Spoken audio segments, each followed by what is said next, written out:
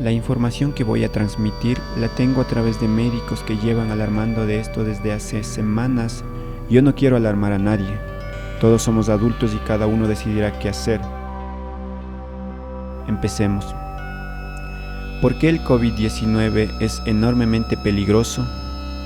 Lo que determina el peligro de un agente infeccioso es la combinación de 3 factores: el vector de contagio, la morbilidad y la mortalidad. El COVID-19 tiene un vector de contagio entre 1.5 y 2.5, es decir, 3 veces superior a la gripe normal, lo cual implica que su propagación es geométrica, de 1 a 2, de 2 a 4, de 4 a 8, de 8 a 16, de 16 a 32, de 32 a 64, de 64 a 128, de 128 a 256, así sucesivamente. Pero lo peor de todo es que, a diferencia de la gripe y del SARS, que fue la última epidemia por coronavirus de 2003, este se contagia también durante las 2 semanas de incubación, antes de tener incluso síntomas. En cuanto a la morbimortalidad, hay que tener una cosa clara. Todos vamos a infectarnos por el COVID-19 en los próximos 3 meses. Ahora bien, de cada 1000 personas, 900 lo pasarán asintomáticamente, incluidos niños y jóvenes, porque tienen las defensas más fuertes. 100 mostrarán síntomas. De esos 100, 80 lo pasarán como una gripe muy jodida, tos seca, dolor de cabeza y muscular, es decir, 2 o 3 semanas en casa encerrado y de mal en peor. De 20 que quedan, 15 desarrollarán una neumonía bilateral con dificultad para respirar, que requerirá ingreso hospitalario para administrar broncodilatadores, corticoides y oxígeno. Los 5 restantes desarrollarán una fibrosis pulmonar que exigirá inmediato ingreso en la unidad de cuidados intensivos con respiración asistida. De esos 5, 3 morirán, y los 2 que se salven presentarán secuelas que obligará obligatoriamente a trasplante de pulmón. Estas son las cifras que se manejan actualmente en la comunidad científica occidental, ya que los datos en China han sido peores, pero porque su sanidad no está tan preparada. Visto así, no parece tan grave, ¿verdad? El problema es que, a diferencia de la gripe, ante la cual una parte de la población se vacuna y además ataca progresivamente a lo largo de 5 meses al año, esta infección es una oleada, como en Italia, de forma que en 2-3 meses se van a producir todos los contagios posibles.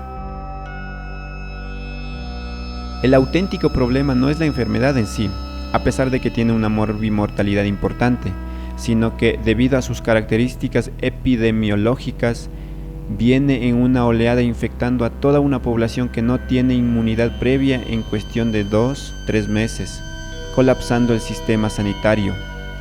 Esto significa que cuando las camas hospitalarias y las UCI o unidades de cuidados intensivos estén llenas, habrá que aplicar lo que se conoce como medicina de guerra, es decir, cuando por cada cama que se quede libre haya 7 personas esperando. Los profesionales tendrán que decidir a quién atienden y a quién mandan a esperar en su casa, diciéndoles que les mandarán un médico y una bomba de oxígeno, que por cierto no llegará nunca porque también se habrán acabado. Esa decisión se tomará en función de la edad y el estado general, es decir, se escogerá a los más jóvenes que tendrán más posibilidades de sobrevivir. Esto sin contar el resto de patologías graves y urgentes, infartos, ictus, accidentes de tráfico, etc. Todo esto sin camas y sin UCI. Esto parece una película de ciencia ficción, pero esto está pasando ahora mismo en el norte de Italia, país que hace 2 semanas estaba como nosotros ahora, que no se nos olvide. Están diciendo a la población que si presentan síntomas que no vayan a los hospitales ni a los centros de salud, ni llamen al 911, sino que se queden encerrados en sus casas para evitar contagiar a más personas. Se espera que al ritmo que se está propagando, la sanidad mundial colapse a primeros de abril. Esta es la situación. ¿Qué hacer entonces? Vamos a ver. Esto es una lotería. Es difícil que te toque, pero mientras más papeletas compres, más posibilidades tienes. Por lo tanto, lo que hay que hacer es no comprar esas papeletas, es decir, durante las próximas semanas salir exclusivamente a trabajar y a comprar al supermercado cuando sea necesario, no comer fuera, no ir a ninguna reunión de gente, no utilizar transporte público. Van a ser solo unas semanas, pero se estarán preguntando, si todos vamos a contagiarnos, ¿para qué aislarse tanto? Pues verán, el que una persona sufra la enfermedad asintomática como una gripe o necesite ingreso hospitalario depende fundamentalmente de la edad y del estado inmunológico del paciente, pero también de un concepto que se llama carga viral, es decir, la cantidad de millones de virus que ha entrado en nuestro organismo en el momento del contagio.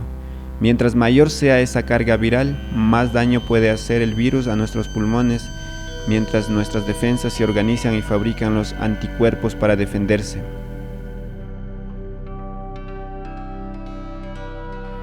Obviamente no es lo mismo besar a un contagiado, respirar directamente gotitas de fluidos de un infectado o tocar un objeto donde han caído esas gotitas hace 3 horas y luego tocarnos la cara. Luego vamos a intentar que, cuando nos contagiemos, la carga viral sea la menor posible. Por eso es por lo que se recomienda no acudir a reuniones de gente ni lugares públicos. Recuerden lo de la carga viral. Procuren evitar transporte público, reuniones, comidas fuera, etc. durante las próximas semanas.